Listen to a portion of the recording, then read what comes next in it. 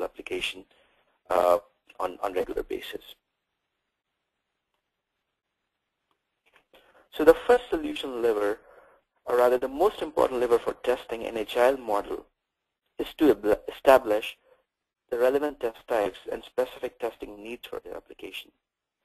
This forms the basis for your master test strategy as well, and the testing imperatives vary from application to application and can be facilitated by discussions with product owners. Now, what I've described here is a snapshot from an existing project where we consider different testing types to be quite important. And for this project, we had a requirement to ensure that there is a proper device build management strategy along with the test data management strategy, because test data was the key for this kind of financial application. However, in some cases, you may not consider that test data is important because your focus will be more on usability or functionality testing without the need for generating additional effort for test data management. In any case, it is quite important to understand what kind of mobile application you are testing, so you define the imperatives in line with the requirements for testing. And you have to ensure that these imperatives are also discussed and finalized with the help of product owners and the rest of the team. So to understand what kind of testing types may be relevant for your application, and again, this is not a complete exhaustive list. You may choose to add additional testing types depending on the requirements, but based on my experience, I've seen that majority of the applications require testing types that fall in one of these categories, or rather one or more of these categories. So functional testing, which involves testing of application functional areas, interaction of application functions with mobile operating system features, or interoperability with other mobile applications, be it system and user applications, and navigational tests. Whereas compatibility testing ensures your application has been tested with respect to the compatibility with supported mobile operating system families and versions. It also involves compatibility with supported OS devices, be it phones, tablets, and specific models that are out there in the market. Now, for compatibility testing, it's very important to ensure that you are in tune with the market trends in terms of the usage of operating system versions and devices. What I mean by that is, let's say if an application is being developed for North America region or a European market, you need to make sure and understand what kind of devices, what kind of operating system versions are widely used in that region. Performance testing, which is to ensuring that your application can withstand the load, or rather the server can withstand the load which the application would be subjected to from various users. So it is not just a server level performance, but the device level performance testing that is important here, where you need to understand the impact of application usage on the device in terms of battery, storage, memory usage, etc. The next would be the usability testing. Now, usability testing is quite important, which most of the companies overlook. Nevertheless, it's very important to understand what are the usability criteria defined by the operating system for the application to adhere to. So this involves not just the ease of using application features, but also the conformance to the application usage standards, be it human interface principles or platform guidelines based on the mobile operating system platform. Keep in mind that the usability guidelines for iOS are different from the usability guidelines for Android. So if an application is to be developed on a specific platform, you need to make sure that those guidelines are translated into specific test cases and the validation criteria is defined accordingly. Device testing and factory testing are another two types of testing which you would consider as part of a template testing, where you check for the basic device features while the application is running. It may also involve testing of resetting of application customizations, installation, uninstallation tests, etc. Now, another type of testing which sometimes is combined with usability testing, I personally choose not to do that, but based on the market trend, I have basically listed usability and compliance testing together. Compliance testing is an important testing type which involves testing of features like accessibility, etc., that your application should support. Certain applications have urgency to ensure that their compliance based on the standards defined, be it in terms of government regulations or requirement for the market, to be adhered to as part of the testing strategy. Overall, it's very important to understand that each of these testing types are to be defined in all the sprints or all the participating sprints that you'll be developing the user stories in. However, certain testing types you would be spending more effort during the initial sprints, while once you progress in the Agile model, you would realize that the effort that goes in specific testing types may change drastically. It is recommended that each sprint has certain percentage of relevant testing types defined. However, certain sprints will focus on validating specific areas than others. For example, the focus of earlier sprint testing will be heavier on functionality, compatibility, validation, usability, and ensuring that the device-level performance SLAs are met. On the other hand, the gradual shift of testing effort will move towards security and compliance testing along with server-level performance testing. Although these are not hard trends, the focus of testing seems to be following this distribution pattern. And that's what is represented here. You would see in this diagram, and this is actually from an existing project that we have in flight, where we have observed that the focus of the testing was more on functionality, compatibility, usability, and performance device level during the initial set of sprints, which reduced to a certain degree. In some cases, for example, functionality testing, you would see that the effort variation would not, or rather, the distribution of effort would not reduce drastically even in succeeding sprints. However, you would be spending more time in usability testing in the initial sprints than the succeeding sprints down the line.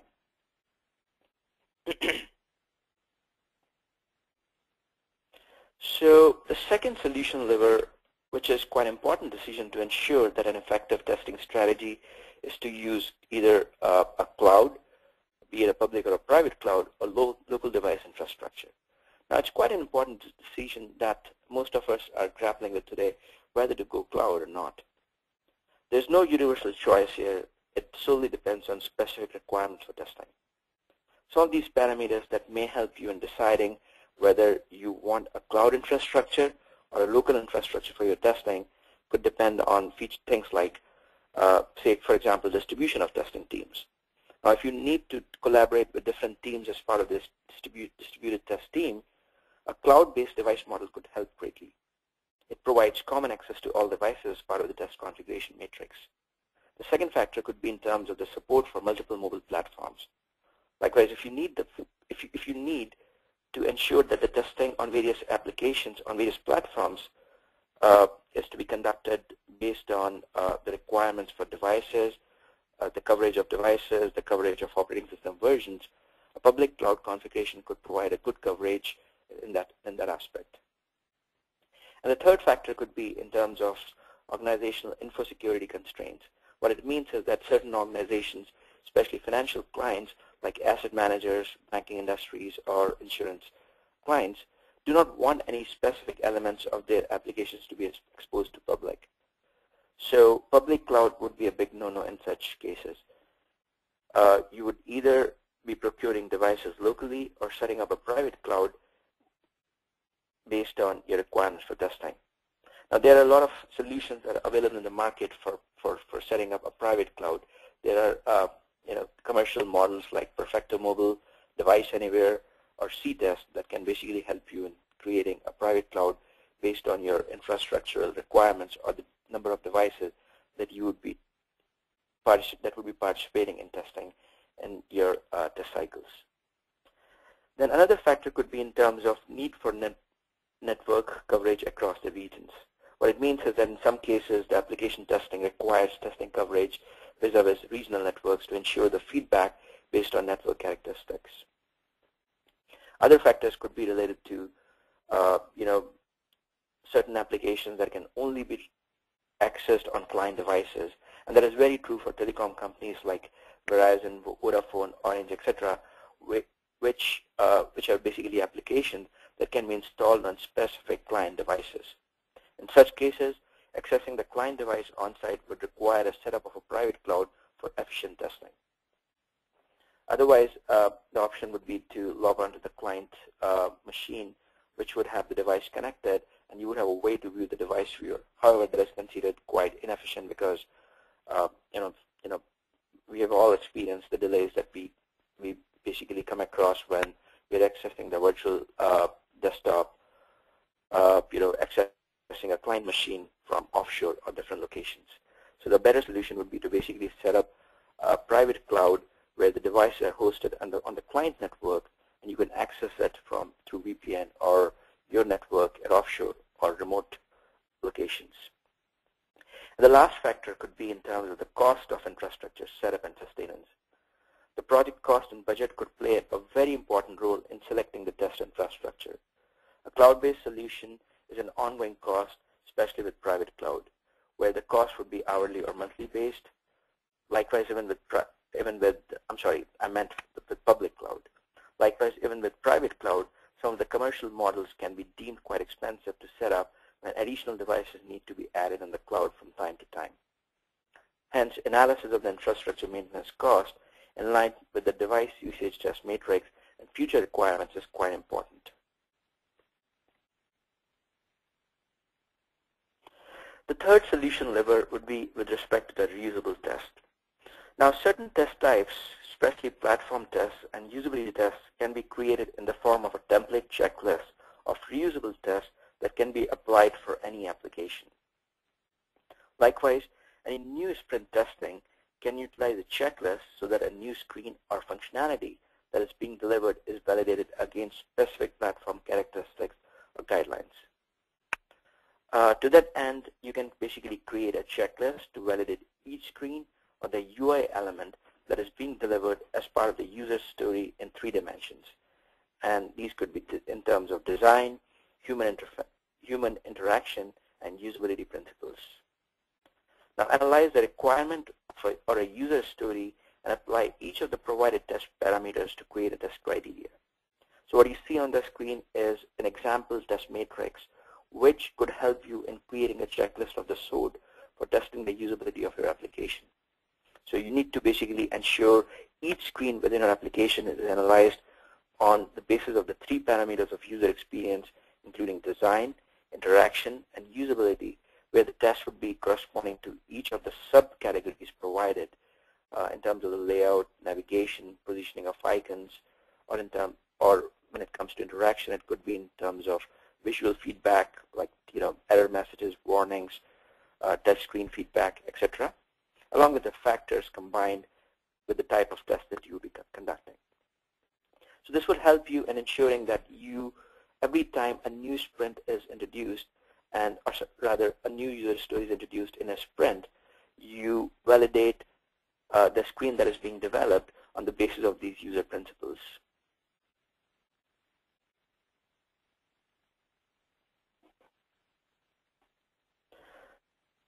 Now, the fourth solution lever, which I believe is very critical for testing an agile model, would be choosing the right test automation framework. So the right automation framework extends the automation suite, should not only provide the basic requirements for test automation, but also ease of test maintenance and change management. Some of the factors or the principles that you would be looking at creating the automation suite should be based on extensibility, which means that your automation suite should provide you coverage not only of specific operating system versions, but also of various devices. Please keep in mind that most of the commercial solutions do promise that their automation tool will work across all devices, various, you can basically create one script for all platforms, which is most of the time not true. So you have to make a conscious decision of what automation framework or the tool you will be using to make sure that you're not investing a lot of time in creating separate scripts for separate devices. Otherwise, the whole idea of efficiency would get lost. Likewise, the second important parameter would be in terms of your maintainability and reusability aspects. So reduction in test suite maintenance effort through automation technique is very important. We'll actually talk about it a little bit in this session as well. Then the scalability, which is ensuring that you can extend your automation framework to different mobile operating systems. That is, one script should work across Android and iOS, is also very important. And last but not the least, data-driven aspects should also be incorporated in automation suite for mobile applications. That is, the test data should be extracted from test scripts. Now, to just talk a little bit more here, and this being my favorite topic, is that there are a lot of tools available in the market, be it Perfecto Mobile, Java Solutions, ZapFix, Eggplant, CTest, etc., which promise that they have techniques to make sure that the script can work across multiple platforms. So how does it actually work? I mean, do you really think it can work? Because based on our experience, we have not really come across many tools that will provide that kind of capability. So the key here is the tool that would provide a native automation support. Now, native automation support is not to be confused by the automation for native applications. Each automation tool works on the principle of either UI image recognition or text recognition or native object automation. What it means is that you have access to the underlying native properties of the objects that the developer has provided while building the UI screen. So once you have access to the native object properties, you will be able to have a better control or handle in terms of how the objects are changed across the UI. You will also have access to the underlying properties like text or certain state of the objects to be able to automate in a more effective way. And also, if you are using IDs and names that have been assigned by the developers, you'll be able to create a framework where the same object across different platforms would use a different ID, and your tool would provide a way of ensuring that each ID is associated based on the type of mobile platform that the object is being utilized. So unless the flow of the scenario changes across the platform, you would be able to automate the same scenario across the platforms by using a same script, by having a configuration file that defines the configuration of the object across different platforms.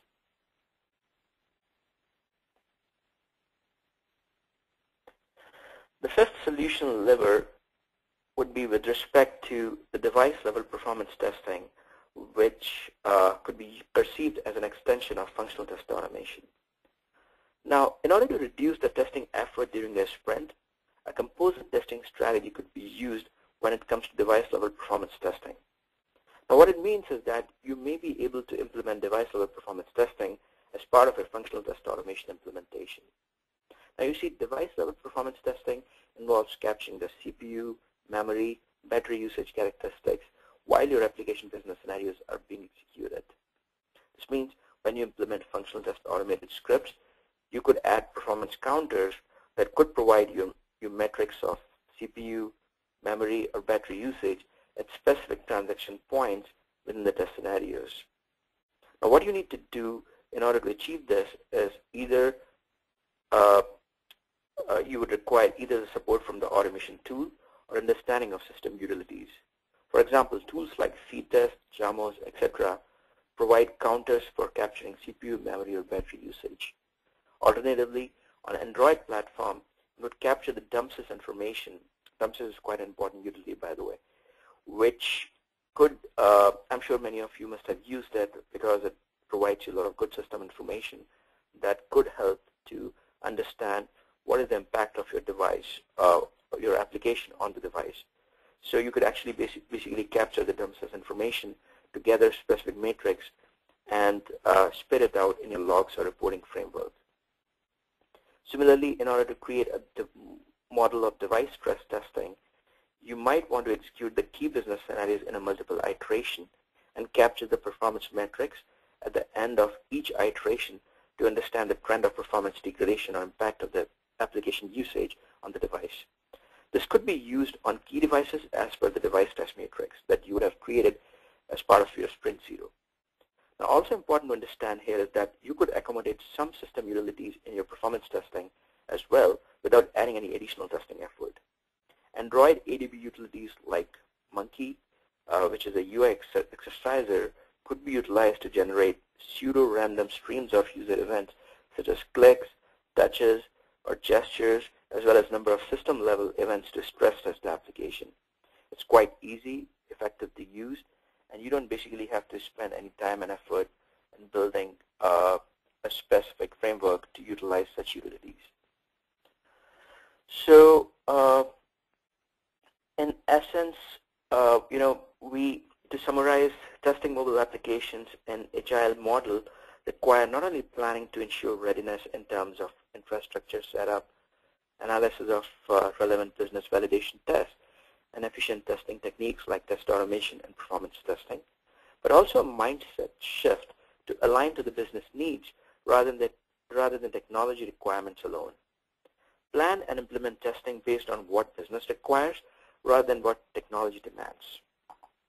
Now, we at Hexaware offer end-to-end testing services when it comes to mobile application testing.